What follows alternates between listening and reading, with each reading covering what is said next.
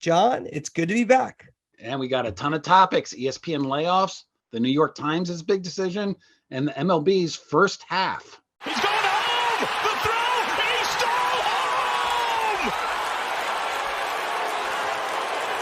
The most thrilling man in baseball stole second, third, and home!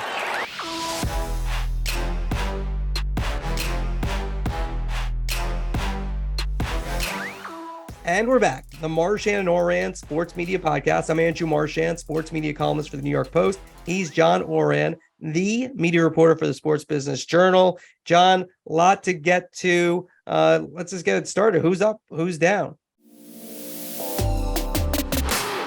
Who's up? Who's down? Andrew, welcome back. Get us started. Who's up? My who's up is Paul Feinbaum, or as I like to call him, Lou Gehrig, and I'm Wally Pip. Feinbaum last week, we really appreciate him filling in, and I think now we kind of have a competition because I got a lot of great feedback when you were off. Colin Cowherd was excellent. Feinbaum was tremendous for a couple of reasons. Number one, he was willing and able to talk about what was going on with the ESPN layoffs as an ESPN employee, which was valued. You can see why ESPN values him because of his opinions and his insight. And then on the Pac-12 deal. So it's kind of a matchup now. Who is better, Paul Feinbaum or Colin Cowherd as a fill-in host? But we appreciate both of them. So Paul Feinbaum is my who's up. I got to say, it takes somebody like Paul Feinbaum in order to replace you, Andrew Marchand. So I don't know about that. Well, my who's up, I'm going with Tom Montemagno.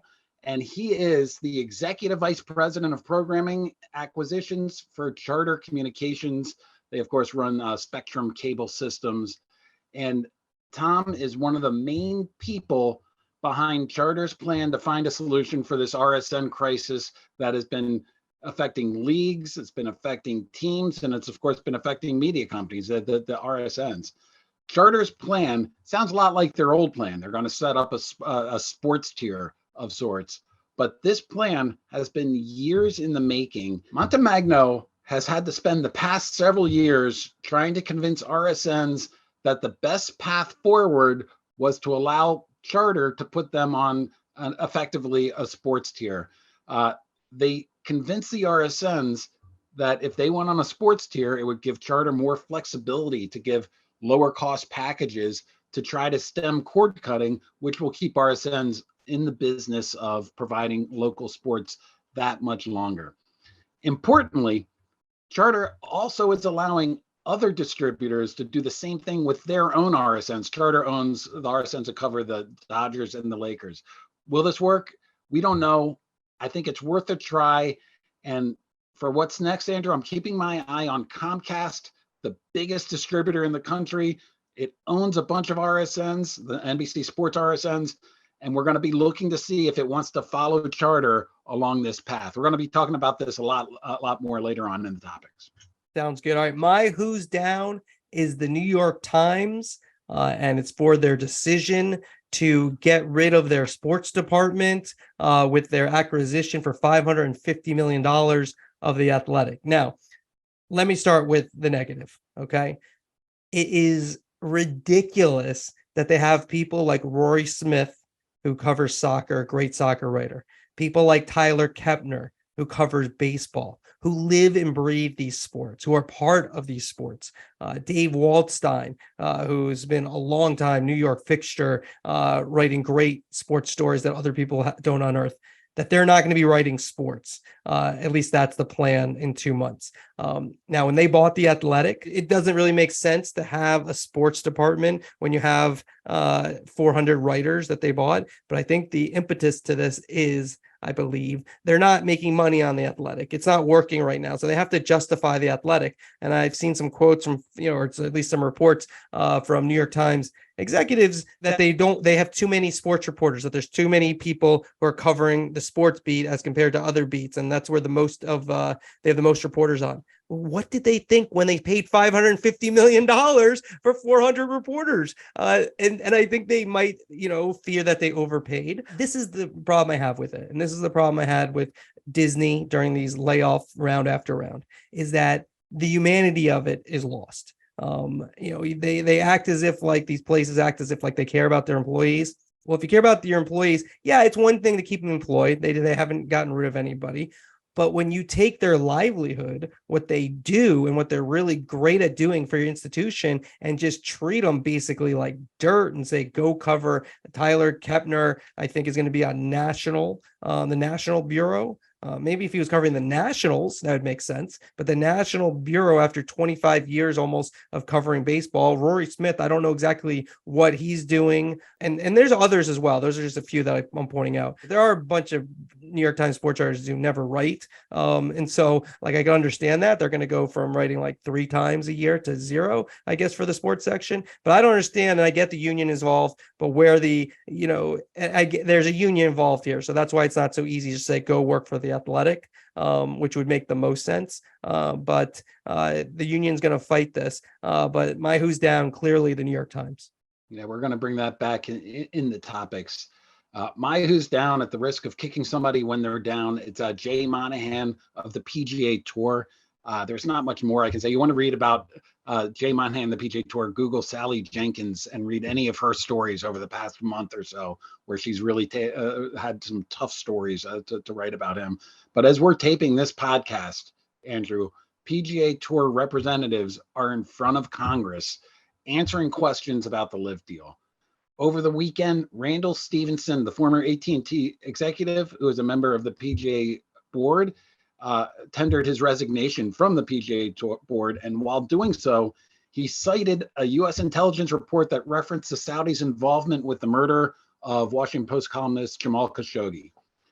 So Monahan is coming back from a leave of absence next week. He took the leave right after the LIV deal was announced, citing health-related issues. I'm not in a position to predict whether I think this deal is going to actually go through or not. I still don't know. That's what we're going to be reporting out. But it is clear that this LIV deal and all the ugly tentacles that come alongside of it is going to hang over Monahan's head like a dark cloud for a long, long time. And that, Andrew, is going to take us into the topics. And topic 1, which was our opening topic last week, but you were on vacation and you were breaking the names of the people who are getting laid off by ESPN at the time. Before we get into some of the ESPN issues, take me through. I mean, you're on vacation. What are you doing? Getting texts? Was Friday a vacation day for you, or I was at Hilton Head. I was in my hotel, so I was really on vacation with the family. I reported earlier in the month, or maybe even the previous month, I don't remember exactly what I reported, that by the end of June, the layoffs were expected. Well, not this past Friday, but the previous Friday, the calendar the next day turned to July. So that kind of, my senses said, well, it's going to be this day, when it hadn't happened that whole week and it hadn't happened the previous week. So, I had an inkling that it was going to happen on that Friday, and then it did. First off, the biggest thing is for all the people who are laid off. But I think as a reporter, this is a big story that you have to cover. And so I felt like I needed to cover it because I think you could argue, and we're only a little more than halfway through the year, that might be the biggest sports media story of the year. All right, so let's go through the big names of people that were laid off. Who is the biggest surprise for you? I mean, the one that really makes you scratch your head the most is Jeff Van Gundy. That one to me is ridiculous. To me, he's maybe the best game analyst in sports, and to not have him on your broadcast by your choice is crazy. In my opinion. Now, it wasn't surprising to me in the sense of during the finals, I'd heard Van Gundy's name and made a bunch of calls on it to a lot of people. And the issue with that is that, there was a list going on, and there are people who are on the list and then taken off the list. And so, you don't want to jump the gun on something. And I don't think even at that point, it might not have been finalized. But that was before, I think, Game 5 of the finals that I was really looking into that. So his name wasn't shocking to me. But I do think it's surprising. I mean, then there's a lot of other big names. Jalen Rose. Let's stick with Jeff Van Gundy for a second. Mad Dog suggested on air that this was the NBA's doing. I haven't heard that. Andrew, what have you heard? So my immediate instinct when this happened was, well, does the NBA have a hand in it? And They weren't on the record. I don't think ESPN, I guess they had a statement that they made, but they weren't on the record for any of these things. Sources stressed that it wasn't the NBA. Now, I don't know. So let's just make it clear. I don't want anybody to take it the wrong way. I don't know for certain. Okay. I will say that if the NBA, who we both know is heavy-handed in terms of their opinions on coverage, okay, they're heavy-handed opinion on coverage with people they do not have deals with. So I can only imagine when they're in a partnership with a network. I mean, I know this. They make their opinions known. So look, do I think they said Jeff Van Gundy should go? Adam Silver said Jeff Van Gundy should go. I don't think so. So I don't think there was a directive, but if they had made it known that they were kind of not fully satisfied with Van Gundy, because Van Gundy can be critical. He can be critical of officials. He can be critical of rules and the NBA. And, that's been going on for a long time. And if they want to promote Doris Burke, this was an opportunity to do that. And even though I think Van Gundy took a pay cut a couple of years ago, they could take the money down. We'll see what they do. I mentioned earlier that Doc Rivers could be in play. He's tight with Mike Breen. I do think the NBA likes Doc. And Doris Burke is also in play. And where does that leave Mark Jackson? If both those things happen is a question. But as of right now, I'd say Doris Burke is in position for that spot. Are we going to have to start a Burke meter along the lines of the Brady meter for Doris Burke? I don't think so. She's going to want to do it for sure, I think. And she's been proven. She's done a good job. I mean, it's a different venue. And also there's a chemistry thing. The weird thing is ESPN has struggled with their booths, right? They've struggled with Sunday night baseball. They've struggled, obviously, before Buck and Aikman with Monday Night Football. I would argue Chris Fowler's not a great play-by-player on college football. They got a great one in Dan Schulman on college basketball. But the NBA, that has not been an issue. The number one booth has been excellent. Breen's excellent. Van Gundy and Jackson worked really well together. I get it. They get some things on social media. Everybody gets it on social media. I've said this a million times. If Vince Scully was around today, there'd be people being like, he drowns on too much. He just tells stories. He did like to work alone, which might be a story in the New York Post if this was, Vince Scully, so Vince Scully's great. I'm not saying anything about Vince Scully, but like all these people, like nobody goes untouched by social media. So I just don't think I would not have made that decision. The biggest surprise to me, Andrew, actually is Paul Feinbaum, somebody who hosts 4 hours a day and is part of almost every studio show that ESPN has. If you had heard him talk last week on the podcast, when we say there are no sacred cows at ESPN, other than the sacred cows that we listed, there really weren't. Like somebody like Paul Feinbaum really didn't know if that call was going to come, if he was going to do a show that day, or even if the show that he did that day was the last day. And so everything that he talked about really showed at the top tier of talent at ESPN, there was an angst and uncertainty that was pervasive and still is, frankly, with the contracts that are expiring. And that's what Jimmy Pitaro and Burke Magnus, they're going to have to figure out, because it's impossible for employees to feel like the ground isn't shaking when it shakes. Like, I know you guys discussed this, and I think Paul said this, but I think others think this might have been the darkest day in ESPN's history. I wouldn't say that personally. I mean, it was a dark day. Don't get me wrong. Top 10, probably, maybe top 5, maybe top 2. But I think when they laid off like regular people, was that 5 years ago when it was like 200, there are a lot more numbers. These are big names. So this was a tough day. Jalen Rose, Keyshawn Johnson, Todd McShay, Susie Colbert, some surprises like Ashley Brewer, who doesn't figure to be making that much money, as a younger host of SportsCenter. And, there's some other things to save money. I do think they're trying to reach a number. So I think, like we talk about Van Gundy, well, they have to reach a number. So Van Gundy did have a big number, and that helps you reach that. And they're going to have to try to stabilize the place. They got McAfee coming in. I mean, the McAfee trend, that was ridiculous. Like, I was just focusing on reporting and getting back to the beach. But so I wasn't like on social media that much. I did see McAfee was trending. One had nothing to do with the other.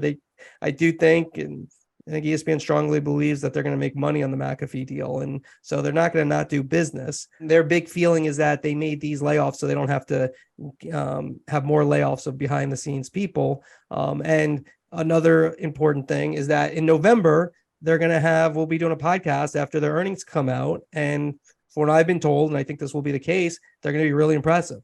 Maybe not as impressive as they were 5, 7, 10 years ago, but in context, but I still think they're making a lot of money, which is going to make people be like, what the heck, as well. That's not going to go over that great. But at the end of the day, this is all about the stock price, with Disney. And it's not done yet, as you've alluded to, as a lot of people have alluded to. Like they're not going to renew contracts that are expiring for a certain talent going. So this is a story that's not going to be ending. Let me add that they will do deals though. Like we don't want everyone out there, because we do have we're trying to talk to the masses, but we do have a lot of people from ESPN who listen as well. Like it's not like they're going to do deals. I just don't think, and there'll be some big deals, but those will be more of that needle movers. And the thing I'm looking for too is how do they handle the people they did let go? Because the one thing that's been awful throughout these layoffs is when people want to work, and then yes, they're still getting paid their money, but people like it's part of and that's where we talked about the New York Times earlier. Maybe we'll transition now to that. We talk about Disney. You have to think about the people too. It's not just getting your money. I get it. Like the average person can be like, well, they're getting millions of dollars. They have to sit out. Great. I'd love to do that. But most of these people want to work, and it's something that I don't know if it's totally relatable, but they want to be in the action still. And it's not really right to sign a contract. Both sides sign a contract. You agree to work for them. They say, nope, you're no longer working. We're still going to pay you, but you can't go work someplace else. That doesn't feel right. Maybe it's legal, but it doesn't feel right. And I just think these companies, especially when they, cast members and the whole thing, I don't like that personally. I think that's awful. Let's transition to the New York Times. It was your Who's Down. And to me, there are a couple of different ways to look at looking at this. My opinion is that this is always what was going to happen as soon as the New York Times bought The Athletic last year. I mean, they bought a big sports group, and they were going to have it become their sports pages of sorts. So it's not overly surprising that happened, but the communication has been abysmal, to the point that Ben Strauss of the Washington Post had this story over the weekend. He's the one that broke it. The New York Times sports reporters actually sent a letter to management saying, what's going on? We keep hearing these rumors. And the next day, magically, all of a sudden, there's this announcement. Part of the deal is that there are going to be no layoffs, and they're going to take the existing New York Times sports reporters and put them on the business desk, where they're going to start to write more business type stories. The problem is, I'm told nobody at the business desk knew about this beforehand. There's just a lot of questions. They've had The Athletic now for a year and a half, Andrew. They certainly have a strategy with it, and they're not being open with their workers about what's going on. So when the New York Times union comes in and complains that it appears to be union busting, it's hard to look at it in any other fashion than that to me. This is like taking Maggie Haberman off of politics and saying, go cover the Mets. And I think she might be a Met fan because she's from New York, but let's just say she probably could do a good job. But the point being is that, or like Rory Smith is one of the finest soccer writers around, and just saying having him not cover soccer makes no sense. Tyler Kepner, I talked about earlier, the guy eats and breathes baseball. I get it. Like I always said this. We said this about Mike Soltis, who the longtime PR guru at ESPN, who was there for 43 years and was in the layoffs this year. Like I said, he doesn't necessarily deserve 45 years just because he's been there 43 years. He deserves 45 years because he's really good at his job. That's why you keep him, not because you got to let him get to a certain age or whatever. These people deserve again, there's some people there who don't do anything. All right. And so the fact that they're not writing, they don't write anyway. So, okay. The people who are doing great work And the sports section too. I've always said this about the Times sports section. They'd rather write about the Giants taking a train to Washington to play the Commanders than the actual Giants versus Commanders game. Now, I'm not saying the sports writers would rather do that, but that's kind of the MO. It's been that for a good while now. And they stopped covering New York beats. And what they lose, and this is what I think they try to bring in with The Athletic, is you lose expertise when you do it like the way they've done it. And the people I'm mentioning have expertise. The idea that how they kind of treated sports and then to turn around and spend $550 million to, in theory, The Athletic covers sports on a granular level, although they also for a while have had that, we'll write every once in a while thing. I think that's changing a little bit now where they're writing a little bit more frequently. But that doesn't make any sense. It doesn't. And so the whole thing feels wrong. So to your point, I tweeted this the other day. Yeah, it doesn't, like, people are like, well, they're getting rid of sports. Well, no, not really. I mean, they're going to have, they have more writers now than they did before. So that, like, I can understand it in that regard. Why not use those, whatever, I think the number is 400 reporters. Why not use those reporters? But why throw these people overboard with no knowledge of what's going to happen and no plan and no regard for these people's careers and their lives? Like, they can do that, but it's just like, it should be done with some respect and also some understanding of what you have. Andrew, we are taping this before the All-Star game, after the Home Run Derby. It's going to publish after the All-Star game. Baseball's at their midseason break, and by every single business metric, it's doing pretty well. And I know the officials at MLB, Rob Manfred on down, think that the rule changes, and I also believe that the rule changes have a lot to do with this. Attendance is back up after several years of going down. TV ratings they're not up as big as I thought they'd be, but they're up a little bit. Local ratings are up pretty significantly. What's your take on the first half of the MLB season? Well, I think actually, really what I want to know and what I think the biggest story for what we do, you've been all over, is the regional sports network. And I think when we look back, you talked about this at the beginning of the year in our preview. You said there's a hurricane brewing. Well, the storm has come. And my question to you, really, so I'm just going to ignore you asking me a question and ask you. All our production meetings have gone like they're haywire. Yeah, exactly. Where are we going with this? Like, where are we going with the regional sports network? What are again, I always say never ask like 5 questions at once, but you're a professional. Where are we going? What teams do we have to watch out for? What's on the horizon here? And and then looking back of what have you seen so far? Back before the season started, Rob Manfred had said that he is not going to do a deal with Sinclair, and that became plainly obvious. I'm going to full cards on the table. I didn't believe him. I thought, of course, they're going to try to do a deal. They're going to try to prop up the regional sports networks as much as they possibly can. They're going to try to make sure that all the teams get paid somewhat for the next couple of years because that hurricane was coming. It didn't necessarily have to hit this summer. It could hit next summer or the summer after. So you may as well collect all the money that you can.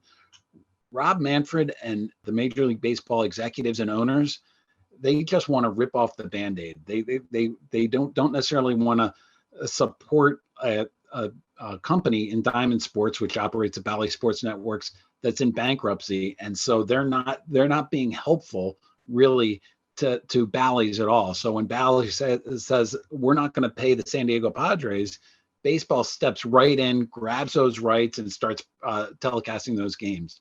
And they're paying the Padres 80% right now of a rights fee, 80% of what the Diamond Sports was paying them. And so that's not sustainable long term. But what baseball is really trying to do is they're trying to get back as many rights as they possibly can. And Diamond has to decide whether or not it wants to give up those rights or whether it wants to sort of keep those rights and keep baseball at bay just a little bit longer. But it seems clear right now where this is headed. And baseball is going to end up at some point with more rights. The Warner Brothers Discovery Networks, for example. So the Rockies and the Pirates, next season they're going to revert over to Major League Baseball unless some RSN comes in with some money. But that's almost certain to happen there. And how do you think it's gone with the Padres? So far, so good. It's gone really well for the Padres, but it's not sustainable, Andrew. Like they aren't getting paid by the distributors. They're paying a rights fee that 80% of a rights fee. The MLB is paying that to them? MLB is paying 80% of a rights fee that Diamonds thought was way too high that they just walked away from the contract on. So it's something that they stepped in. It looks really good, but what's the next step? So there is a way forward, and there is a path forward where everybody talks a short term where there's a hybrid, and you're going to have a linear TV, rights, and you're going to have direct to consumer rights. So old guys like me will still have their cable subscription and be able to watch it on an RSN, whatever you want to call it. And younger people like my son can just say, like, I want to watch this game, or I want to watch this team, and subscribe direct to consumer. We're headed to that point. The big question that we're reporting right now is when we're going to get to that point, because it's not coming this season. Is it going to come next season? We're going to see. And the hurricane right now is with baseball, and baseball is playing the part of the bad guy. But basketball season starts up in October, and hockey season starts up in the fall as well. And so all of a sudden, these other leagues are going to have to get engaged in that same way. All right. And by the way, when you were saying, older people like you, when you said younger people, you said your son. I thought you were going to say me. Well, I put you in the older group once, and you didn't react well to that. So I was like, I'm not doing that again. I mean, I don't really care that again. much. I am a little bit younger than you, though. So, all right, let's move on to the next baseball. This is kind of a baseball-related topic. You had this story, Charter and the RSNs. I read your story. I need you to kitchen table a little bit for me. Tell me, for people who haven't read it, can you please summarize what you reported and where we're going with that? This is a big deal, Andrew. Everything I've written about has been from the team perspective, the league perspective, from the RSN perspective. The distributors are finally saying, like, let's figure out a way forward that the RSNs can exist, and we're not going to necessarily lose a ton of subscribers to cord cutting. I have to say, every 5 months, my wife comes to me with the cable bill and is like, why do we still have cable? Well, the Orioles have the third best record in Major League Baseball. So, of course, I'm going to get cable. Speaking of Adley Rutschman. The tying run at first, the go-ahead run. Rutschman at the plate. Rutschman drills it. Deep right field. Adley Rutschman gives the Orioles the lead. John, we interrupted the podcast just for you for that. We had that queued up just for you. By the way, during the home run derby, I got a ton of shout outs on Twitter when Adley Rutschman was doing well. It's like I'm his agent or something. It's like you might name it. Yeah, your next dog's gonna be named Adley or Rutschman. All right, let's get back on course. Charter and RSNs. Essentially, many years ago in cable, the cable operators and satellite DirecTV and Dish, they launched sports tiers.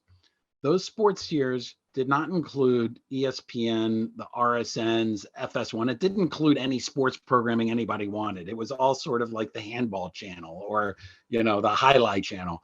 And so people did not subscribe to them, and they were a colossal failure. What Charter has done is that they've negotiated with the RSNs to say, like, let us put you on a sports tier, because if we have more flexibility to do smaller packages, more people are going to stay with cable, and more people potentially are going to watch you. This is the first time one of the main distributors, a cable operator or a satellite distributor, has come out and said, we're going to get flexibility, and we're going to start a sports tier that right now has the regional sports networks. Eventually, will there be ESPN2 on there or FS2? Those are going to be terrible negotiations, but if ESPN wants the rights to go direct to consumer, it might have to give something up. So you're looking at actually sports tiers with the sports that people want to see that could get more penetration, could get more subscribers than not. So again, I don't know if this is going to work, but it is a really important first step to see that a cable bundle which has been so good to the entire sports industry because it just prints money for the sports industry. This is a first step to see if it can sustain itself for the next couple of years. Andrew, this gets back to my roots. I grew up with Cable Facts Daily. I've been a reporter in like the cable industry. I love talking about this stuff. But as much as it pains me, let's go on to the next topic, which is a story that you had, I think, months ago, where about Big Noon Kickoff, the Fox Sports pregame show on Saturdays with college football. We have Reggie Bush is out. Mark Ingram is in. What do you know? So Reggie Bush, I think a year ago, this almost happened. Mark Ingram was talking to Fox because Reggie Bush was just in a contract fight with Fox. He wanted big money. Eventually they came to an agreement, and also Ingram decided to play one more year with the Saints. And so this came back around. Bush only had signed a 1-year deal. I think Fox really believes in Mark Ingram III in that show. I mean, that show has made inroads. I mean, College Game Day is still College Game Day. They've added McAfee. It's an iconic show. But with that Big Noon Kickoff, the success of those noon games, this is a legit show. And so that's a big move. These jobs, they don't, it's not that many dates, right? This isn't, and it's not the NFL. It's been a success, but I think Urban Meyer's he's definitely making over 7 figs. I would think, even on his rebound comeback. But all those jobs don't pay 7, because again, it's like 12, 13 dates. And it's a pregame show. It's not the games. And so if you're looking for what Tony Romo or Tom Brady are getting, you're just not going to get that for a pregame show. So, and Reggie Bush brought a lot of star power to that show. I think there are high hopes for Ingram III. So Fox made that official this past week. Yeah, that would be interesting to watch, a new person on there. And the other thing we didn't mention, this is getting back to baseball, but we're taping on Tuesday. Tuesday night is Derek Jeter's All-Star debut. He debuted in London, did pretty well, and then Tuesday night he was debuting. So Fox, they like to try to add big stars. Yep, and it fits in with their pregame strategy of like big personalities and big stars. And people don't like necessarily the forced laughter, but it's people that are having a lot of fun on set, and they're trying to. They have a club that they want people to come in. John, before we end, get Twitter versus Threads. So I was on vacation, and I'm on vacation. Someone was nice enough to send me a Blue Sky social handle to get on there. So I go, all right, I'm on vacation, but I'll try to get on Blue Sky. I had trouble getting on. Eventually I got I'm on Blue Sky. People don't even know what Blue Sky is. Blue Sky was supposed to be for like 10 seconds was going to be the alternative to Twitter. So get on that. Got to get on there early. Then Mark Zuckerberg, Facebook, they come out, Instagram, Meta, they come out with Threads. You're on it. I'm on it. What do we think? Twitter versus Threads? Who's going to win? What's happening? Sports implications? What's your take? Twitter's not going anywhere, Andrew, and I hope it doesn't. I've spent more than a decade building up an audience on Twitter, so I'm hoping Twitter can somehow figure this out. I did go on Threads, so I'm on Threads. I'm not going to be active on Threads until they allow me to do stuff from my desktop. I'm not a big phone guy. I'd rather do it on the desktop. You don't sound old saying that, but go ahead. I'm sure I do. But I'm on Post. I like to use a typewriter. Yeah, I have a buy stock in whiteout. Absolutely. But I'm on Post. I'm on LinkedIn. I'm trying. I feel for what we do and the ability to have a megaphone for our stories. I want whatever social outlet ends up being the best is the one that I'm going to use primarily. And I'm still more active on Twitter than anywhere else. And John, the thing I'll say about this is that I just think that that people on Twitter like you and I, who now have, we're approaching 100,000 followers, and then you go down and you got to build it back up with Threads. I think you're going to stay on Twitter. I mean, I get it. There's things with Elon Musk. He does seem to be kind of ruining it. I mean, the whole thing, like I honestly, I think we need to do it because it's kind of part of the business. I could make an argument and have about how the media shouldn't be on it, but that's how it works. And so I can't just be like, oh, I'm not going to be, I think Tom Verducci, there's a few others who aren't on Twitter who are reporters and writers. For the most part, you have to be on, especially if you're in the news business and you're trying to break news all the time. It's part of like the economy of that.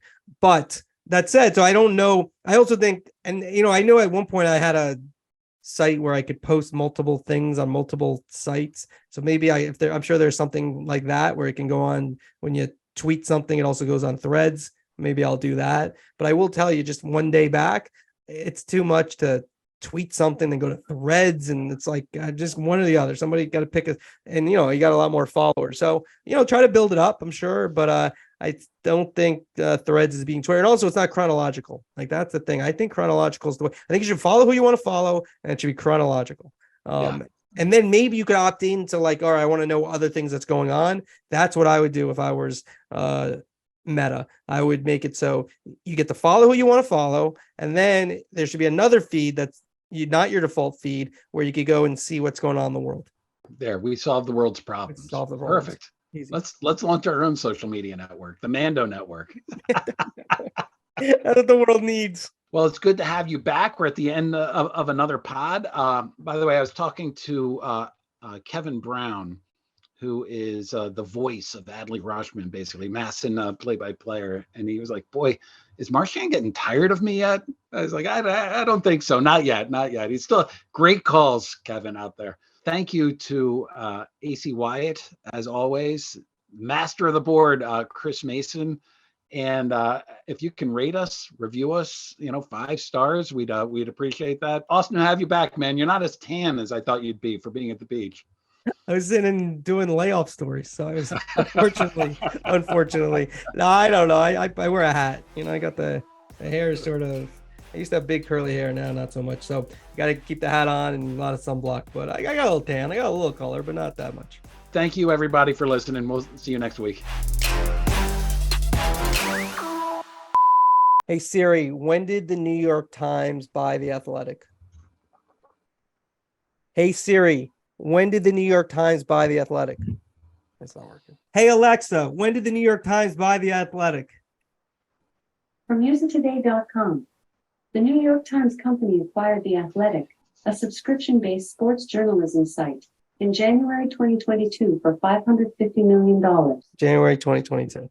Okay. So, for the record, my phone did pick it up and actually did answer the question. But Alexa, Amazon over Apple there. Yeah, Amazon over Apple, definitely on that one. All right, Alexa, that's enough. Now she's talking up.